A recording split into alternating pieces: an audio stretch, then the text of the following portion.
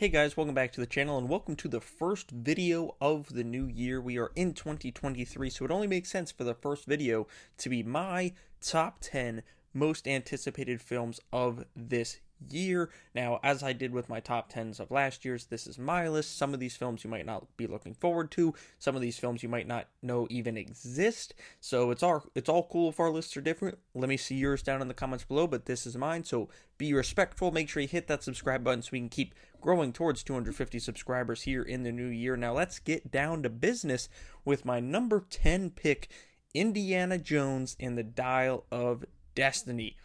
I can't wait to see this film. I didn't watch the Indiana Jones films till like 3 years ago. I bought like the cool 4K of them, so might be able to check it out back there on the shelf. But I love these movies. The last ones, but we'll just say that's Shia LaBeouf's fault. But Steven Spielberg, my favorite director of all time. Indiana Jones, one of the greatest franchises of all time. But Steven Spielberg's not returning for this one. This one is being directed by James Mangold, who's one of the best workers today. He just directed Ford versus Ferrari. Of course, he directed Logan, 3:10 to Yuma. He's a great director, and I can't wait to see what he does with Harrison Ford's last ride as Indiana Jones. Does this franchise somehow keep going after this? I would assume so, whether it's a reboot or something along those lines. I'm not sure how they'll do it, but I'm sure Indiana Jones will continue in some capacity. But I can't wait to see Harrison Ford's final bow as Indy himself. Number 9 on my list is the new Matthew Vaughn film coming out starring Henry Cavill called Argyle. This film is like perfectly made for me. I love Matthew Vaughn, one of my favorite directors working right now. X-Men First Class is one of my favorite comic book films of all time. The first Kingsman's great. Kick-Ass is great. The second Kingsman, I think, is underrated. His last film, The King's Man, I wasn't a huge fan of until like the last 20 minutes. But nonetheless, I'm super, super excited for this one. It's his first one in a while that's not based off of a comic book. And of course, it's starring ex-Superman himself, kind of current Geralt of Rivia, Henry Cavill. And it's a spy thriller, and just that's all you really need to know, right? To be excited about this movie. I can't wait. And then, of course, after Argyle, he's going to finish off the Kingsman franchise. But this is a film I'm very much looking forward to. I almost forgot it was coming out until I took a deep dive into next year's releases. And it just, oh my God, I can't wait. I hope we see a trailer soon. It doesn't have a release date yet. It just says 2023. So hopefully it's like August. Maybe I could see it cleaning up in August. Speaking of films that are coming out a little later in the year, my number 8, Oppenheimer. Christopher Nolan, again, one of the best directors working today. My list here is very directors driven. You'll definitely see that as a continuing trend here. But I love Nolan, of course, the Dark Knight trilogy, but he did several things before and after that. Ever since the Dark Knight trilogy wrapped up, his films have been like hit or miss to a lot of people. Like for me, Interstellar didn't really work, but I loved Dunkirk. And then Tenet is kind of a mixed bag. There's tons of stuff I like about Tenet, but tons of stuff I don't like about Tenet. But everything about Oppenheimer makes me think this is going to be like the best Nolan film since The Dark Knight. Just the cast alone, there's like 3,700 actors in this. Of course, the main star is Cillian Murphy. You can see him in all the posters, but he's being joined by people like Robert Downey Jr., Josh Peck, Florence Pugh. Just it's like every actor on the planet is in this movie. Jack Quaid. The list keeps going and going and going. If you look up the cast for this on Google, it's like a mile and a half long. I cannot wait. The trailer got me even more excited, and I cannot wait to see Oppenheimer. I think it's like July 17th, so July's going to be a huge bang with the Oppenheimer and 4th of July crowd. Haha! See what I did there? Number 7 on my list, another one that I chose because of who's directing it and writing it and starring in it, of course.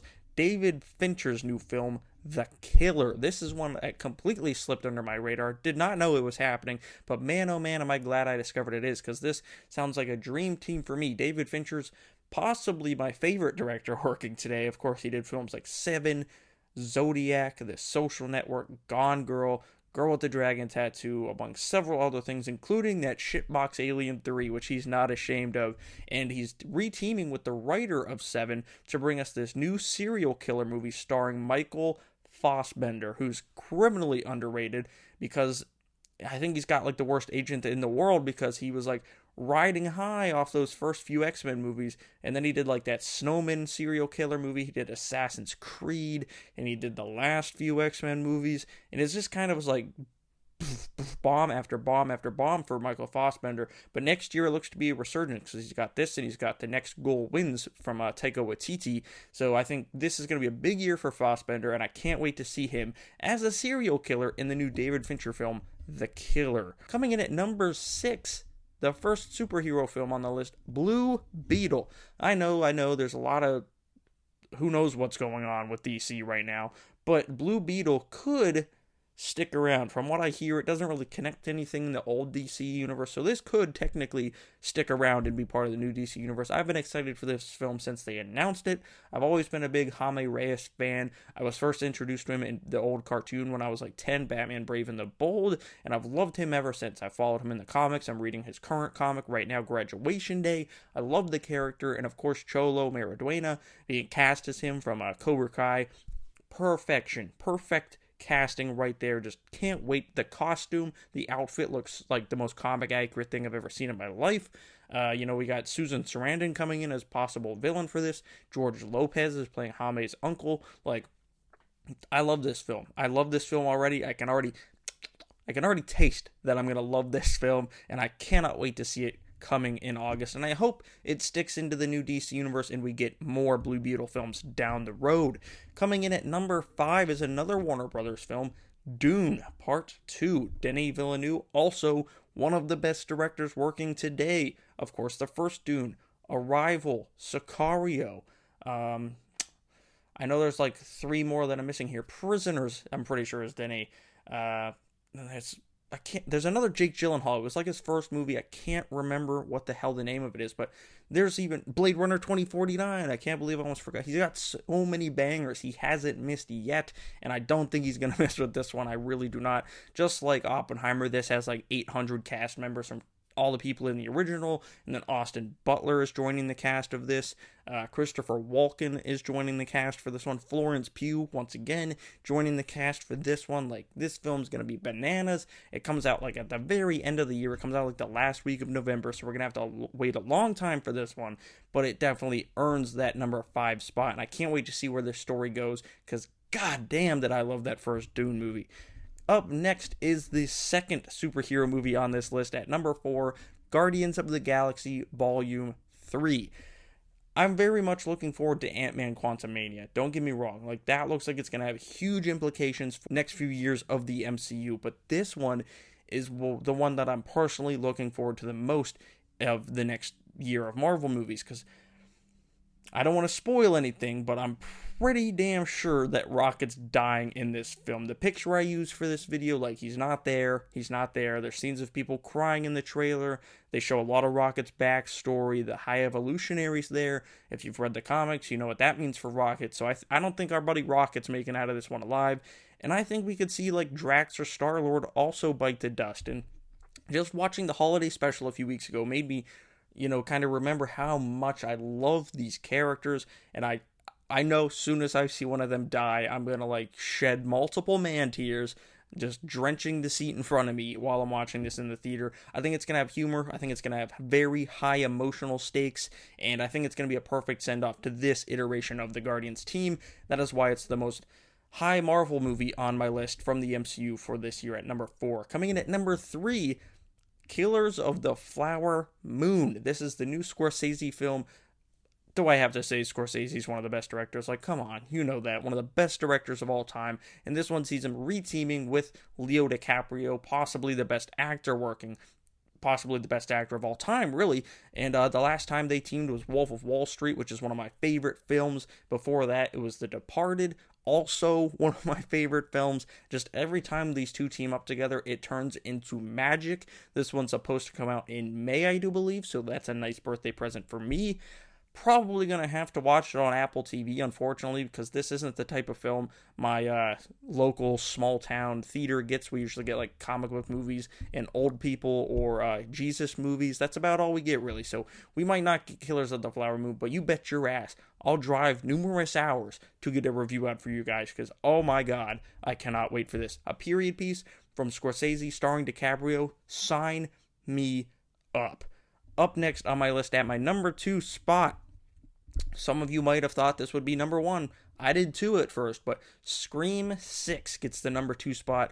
If you know me at all, you know I'm a massive Scream fan. The original Scream is what inspired me to fall in love with movies, start writing in general. Really inspired me to dive into this space. I love Scream 2. Scream 3 is fine. Scream 4 is better than 3, but still just fine. I loved last year's Scream, and I can't wait to see what these guys do with this one. The new poster they just dropped just blew my melon right off my shoulder, so I cannot wait. We got Samara Weaving and, oh man, what's it? Flash Gordon from the new SpiderMan movies. I can't remember his name. Tony Revolori, he's coming in as well. I think those two might be the killers, or like connected to the killer. I kind of think the killer is going to be Stu Macher, but we'll have to wait and see how that plays out. So Scream 6 gets the number 2 spot. Can you guess what my number 1 is? No cheating. No cheating. Drop it down in the comments below what you think my number 1 is. My number 1 is SpiderMan Across the Spider-Verse. This film looks so damn good. Every time they release a trailer, a poster, a TV spot, a character image, just my mind like blows off my freaking shoulders because I can't wait for this movie. The first one was great. I was not expecting much from it, if I'm being honest with you, but it blew my mind. It was so good. Definitely one of the best films of 2018. And this one, I think, is going to be poised to be one of the best films of 2023. And then, of course, we got another one coming. Miguel O'Hara looks incredible. I can't wait to see all the obscure Spider-Mans from across the Spider-Verse we get to see.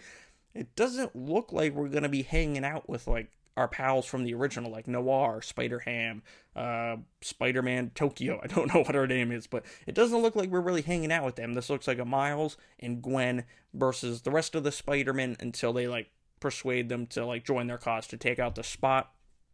I can't freaking wait. The animation looks incredible. The story sounds great. That one poster with all the Spider-Man on it, I've examined that thing for like an hour and a half on multiple occasions.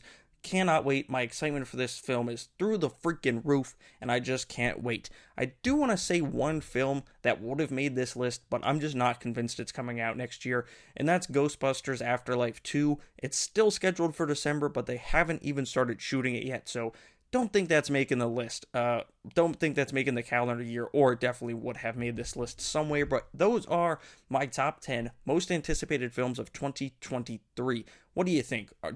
Am I crazy? Do you think all these films are going to suck? Let me know your list down in the comments below. And while you're down there, hit that subscribe button and the like button, as it helps in the terrible, terrible YouTube algorithm. So make sure you do that for me down there below. Thank you all for watching. I'll see you guys right here next time.